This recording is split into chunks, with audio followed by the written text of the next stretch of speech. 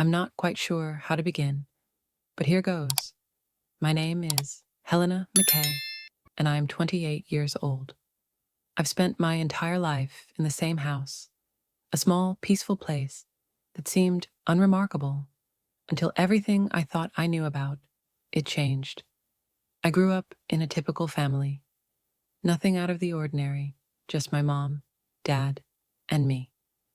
It wasn't perfect, but it was home. Now, it feels like a place I can barely recognize, one I sometimes wish I could leave behind. My mom was the heart of everything. Her name was Meredith Hayden. She was strong, beautiful, and endlessly kind. I think of her every day, even now. She worked as a nurse, always putting others before herself, always smiling, even when life was tough.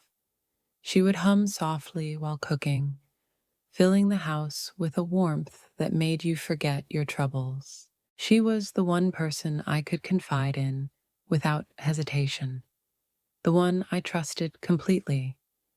But then, last year, everything changed.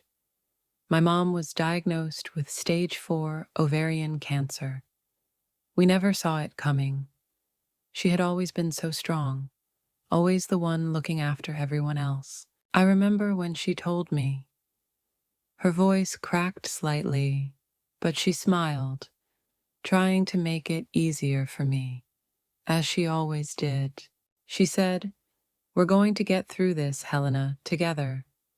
But deep down, I could tell she knew how it was going to end.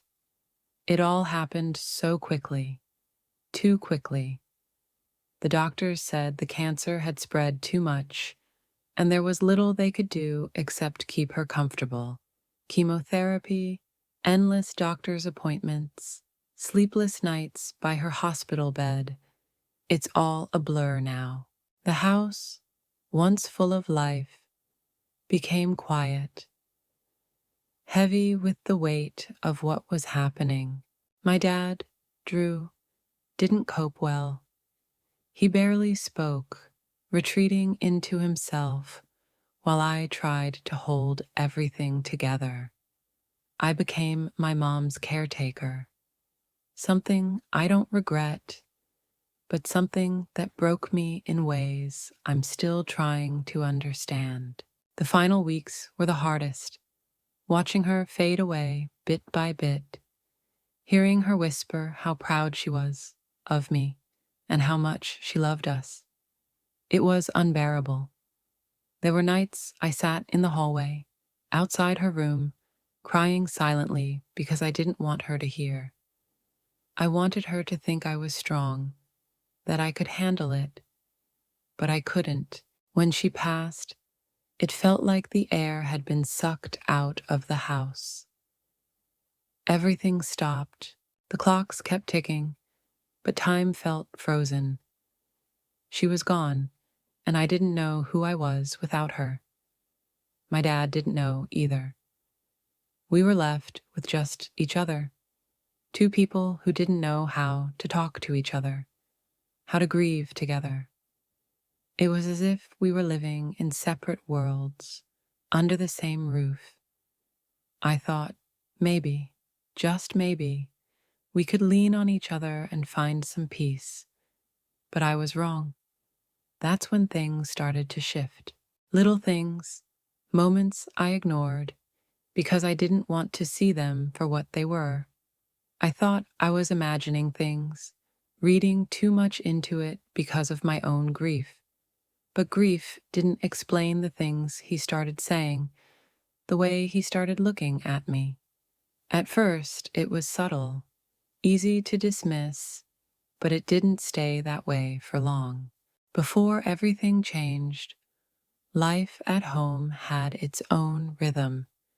It wasn't perfect, but it was ours. My parents were immigrants. My mom, Meredith, was from Ireland, and my dad, Drew, was from a small town in Scotland.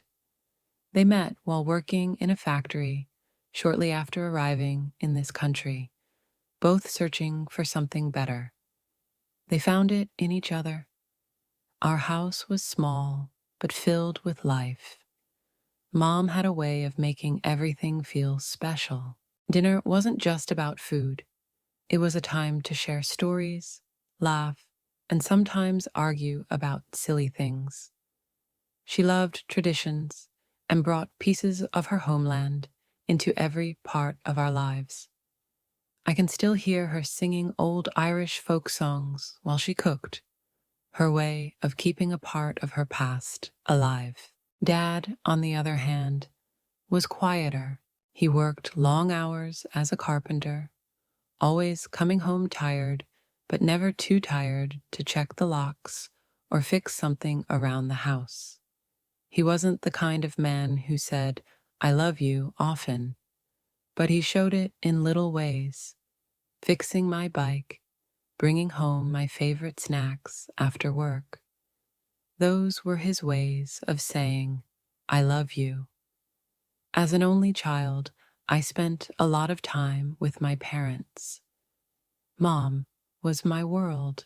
She helped me with school projects, stayed up late talking about boys, and cheered the loudest at my soccer games.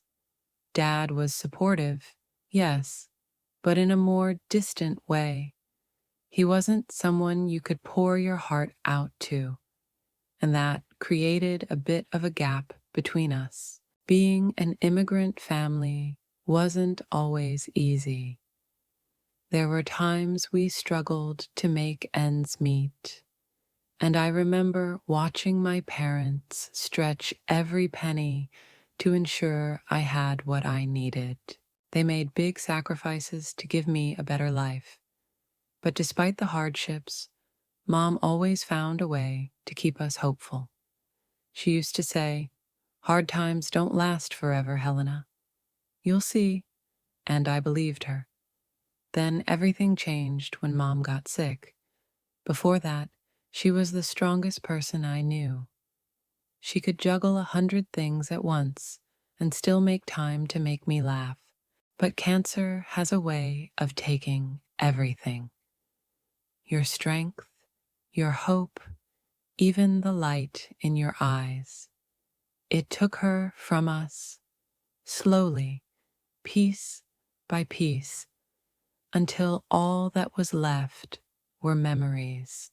Looking back, I realize now that she was the glue that held us together. Without her, Dad and I were like strangers in the same house. We didn't know how to talk to each other or how to comfort each other. I thought we'd figure it out, but instead, everything unraveled. Before we go any deeper, I just want to say thank you for being here. Sharing this story isn't easy, but knowing someone is listening makes it a little less heavy. If you want to hear more stories like mine, or join me as I navigate life, feel free to stick around and follow along. After Mom passed, things changed between Dad and me.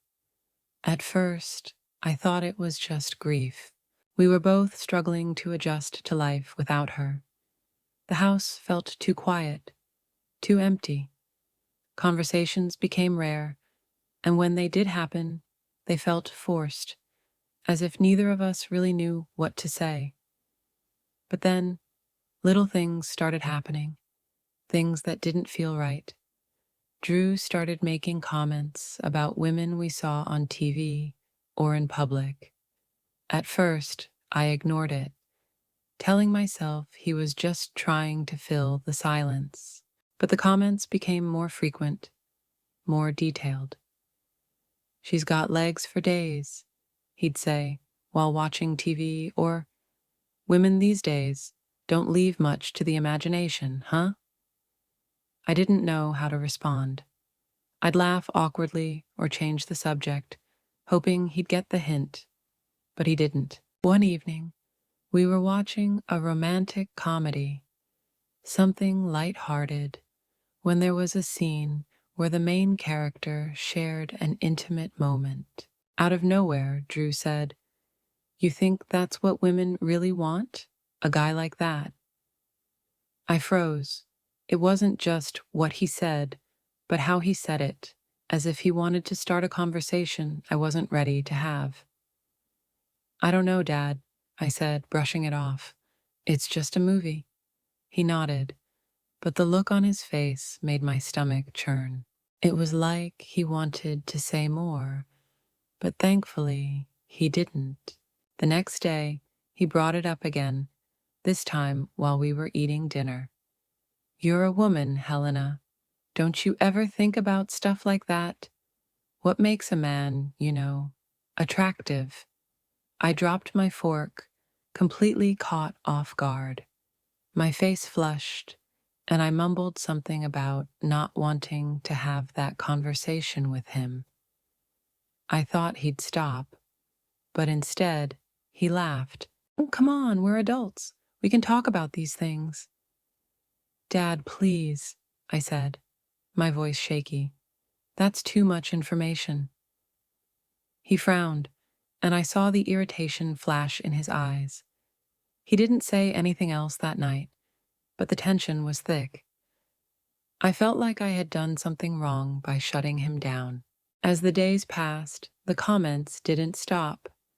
If anything, they got worse. He'd make offhand remarks about women's bodies, relationships, even his own frustrations. I started avoiding him as much as I could, staying late at work or retreating to my room as soon as I got home. But no matter how much space I put between us, I couldn't shake the unease growing inside me. Then there was the day he mentioned his prostate issues. We were sitting in the kitchen when he casually brought it up, saying he was having trouble urinating. At first, I thought it was just a health concern he wanted to share.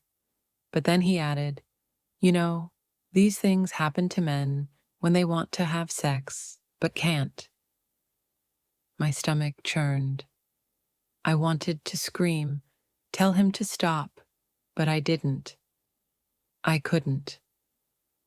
Instead, I stared at my plate, hoping he'd take the hint.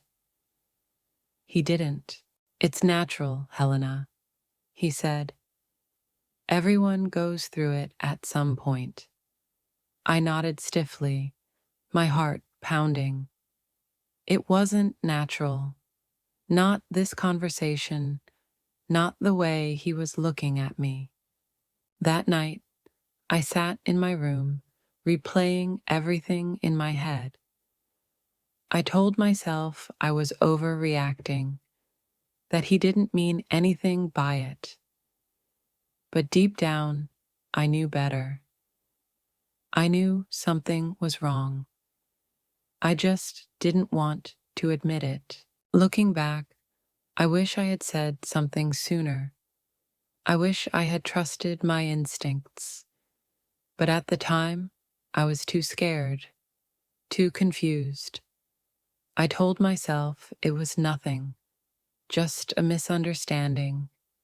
But it wasn't, and it was only going to get worse. I didn't see it coming.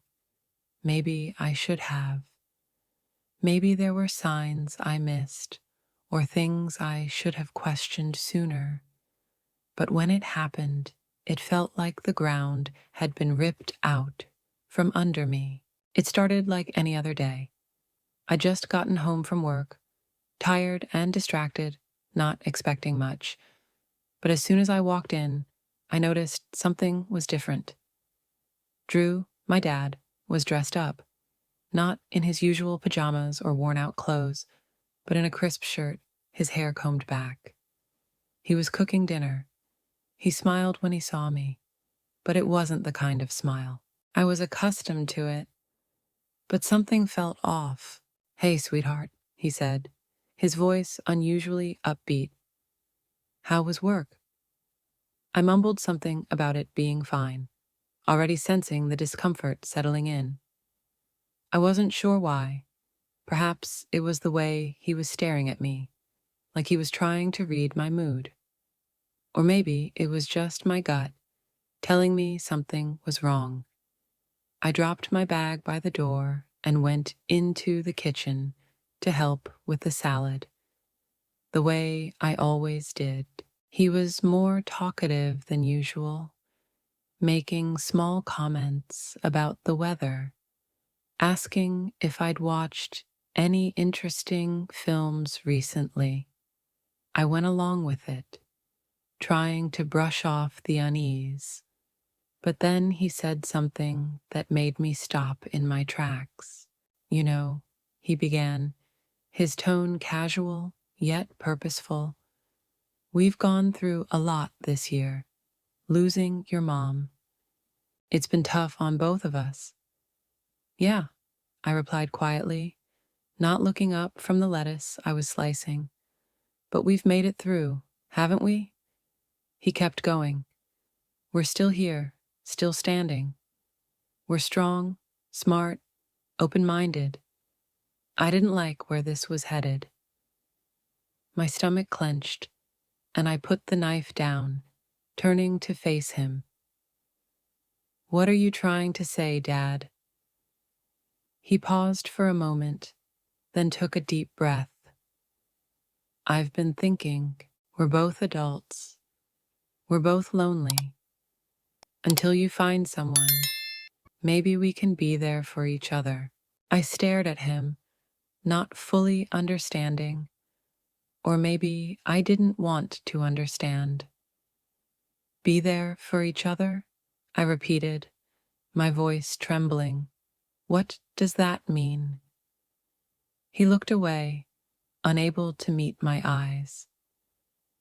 You know what I mean, Helena. We could keep each other company until you find a boyfriend. The room started to spin, and I felt like I couldn't breathe. Are you serious right now? I asked, my voice rising. Are you out of your mind? He stepped closer, hands raised as if trying to calm me down. Not like that, he said quickly. Not all the way. I just mean we could play around, make each other feel less lonely. Stop! I shouted, stepping back.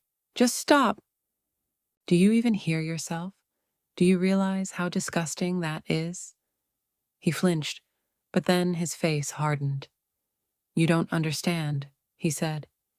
It was just a thought, a fleeting thought. I didn't mean anything by it. A fleeting thought?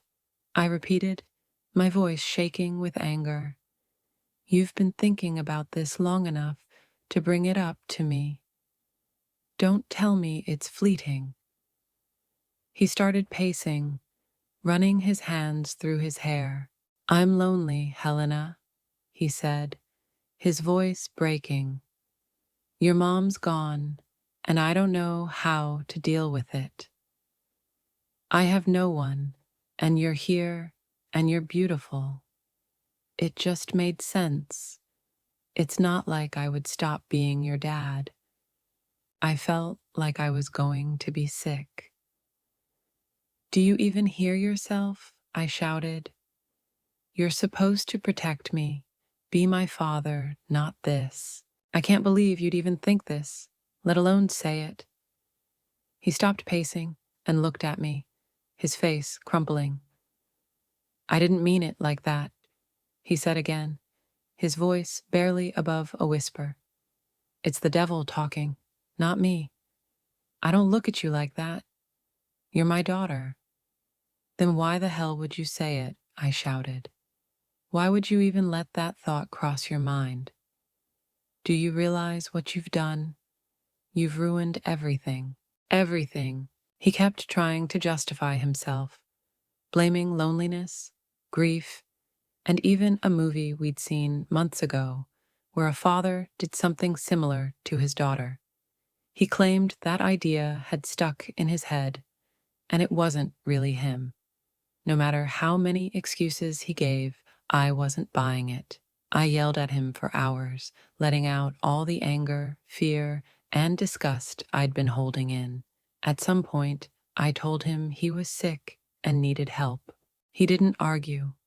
He just stood there, taking it, repeating over and over, You're right. You're right. I'm sorry. I'm sorry. But the words felt hollow and meaningless. By the time I finished, my throat was raw, my hands were shaking, and I felt emptied out. He looked broken, but I didn't care. He had crossed a line that could never be undone. And even though he begged me to forgive him, to move on, I knew I never would. That night, I locked myself in my room, shoving a chair under the doorknob because I didn't trust him anymore. I didn't trust anything anymore. For the first time in my life, I felt completely and utterly alone.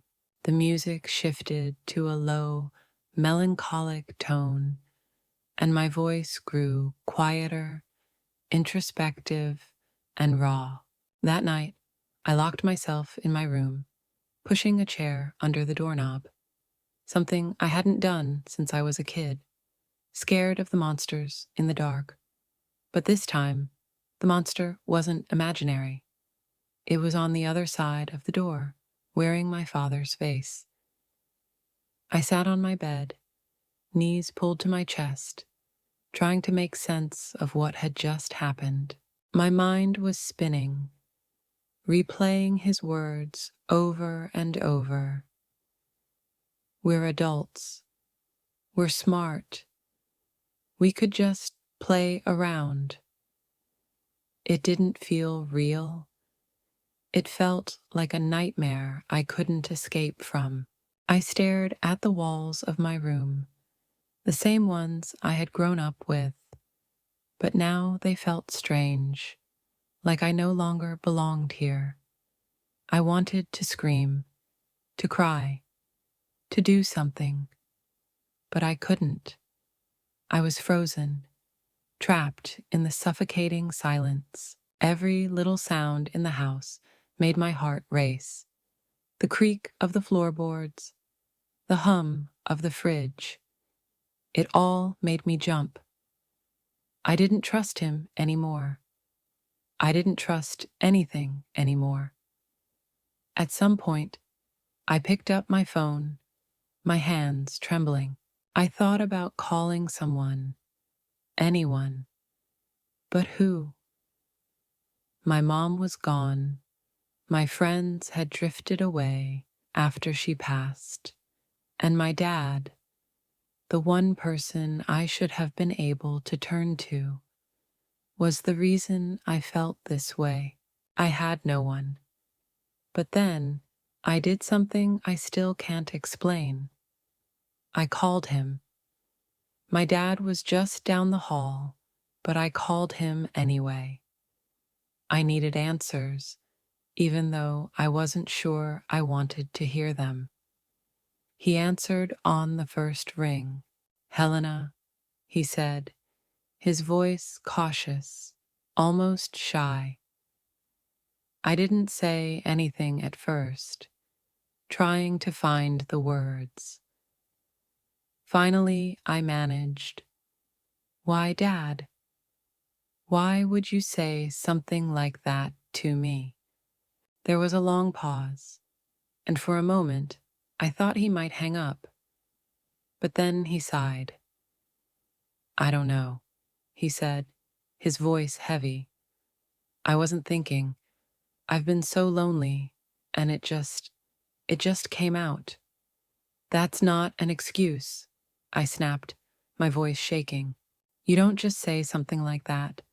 Not to your daughter. Do you even realize how messed up that is?" "I know," he said quickly. "I know, Helena, and I'm sorry. I wasn't myself. It's not me. It's the things I've been exposed to, the things I've been watching." "What are you talking about?" I asked, my stomach twisting. He hesitated, then said, "Porn. It's everywhere these days. It's so easy to get caught up in it.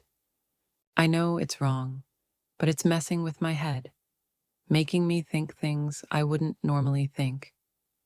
I felt sick. Are you seriously blaming porn for this? I asked. Do you hear how ridiculous that sounds? I'm not blaming it, he said defensively. I'm just saying it's part of the problem. It's not me, Helena. It's not who I am. I've been struggling, and I don't know how to deal with it. I didn't know what to say. Part of me wanted to hang up, to shut him out completely. But another part, the part that still saw him as my dad, wanted to believe him, to believe he wasn't this person he was showing me. But how could I? How could I believe anything he said after what he'd done? I can't do this, I said finally, my voice breaking. I can't live like this, Dad. I can't look at you the same way anymore. Helena, please, he said, his voice desperate. I'll get help. I'll do whatever it takes to fix this. Just don't give up on me. I didn't respond. I couldn't. I ended the call and threw my phone onto the bed, burying my face in my hands. The tears came, hot and relentless, as everything crashed down on me.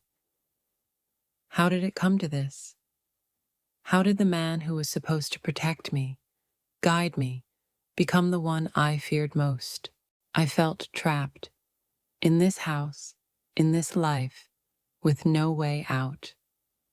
I had nowhere to go, no one to turn to. And the worst part? I still needed him, as much as I hated him in that moment. I still depended on him, for shelter, for stability, for the little bit of family I had left. That realization was almost as painful as what he'd done. I wish I could tell you that things got better after that I found the strength to walk away and never look back. But the truth is, it only got harder.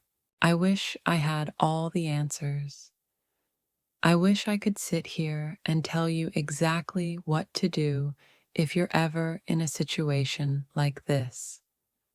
But the truth is, I'm still figuring it out.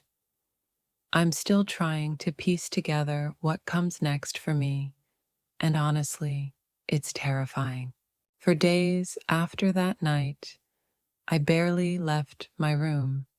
Every time I heard my dad's footsteps, I froze. I kept replaying his words over and over in my head, trying to make sense of them, trying to understand how someone who raised me could do this.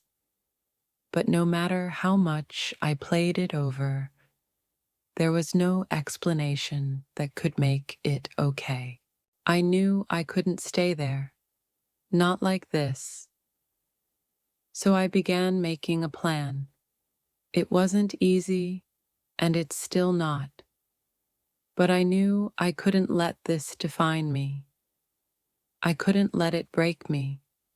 The first step was reaching out for help, even though it felt impossible. I contacted a therapist, someone who could guide me through the mess in my head and help me figure out what to do next. It was hard admitting I couldn't do this alone, but it was the best decision I've made. Next, I started looking for a way out of the house. It's not going to happen overnight, and I know that. I've got to save up, figure out where to go, and how to move my things without making a scene. It's overwhelming, and some days it feels like too much, but I'm taking it one step at a time. That's all I can do. What I've realized through all of this is that we don't have to have everything figured out. It's okay to feel lost, scared, and unsure. What matters is that we keep moving forward, even if it's just one small step at a time. That's what I'm trying to do. Find my strength, set my boundaries, and take back control of my life. If you're watching this and you're going through something similar, I want you to know that you're not alone. It's easy to feel trapped, to think there's no way out, but there is. It might not be quick, it might not be easy, but there's always a way forward. You deserve safety, peace, and the chance to heal. And if my story can help even one person realize that, then sharing it is worth it. Thank you for listening, for being here. Sharing this hasn't been easy, but knowing that someone out there might find strength in my words makes it a little less heavy. If you think this story could help someone else, please share it. And if you want to follow along as I try to rebuild my life and figure this all out, hit subscribe. I'd love to have you here with me on this journey. This isn't the end of my story. It's just the beginning of something new. And I hope, wherever you are, you find the courage to start your new beginning too.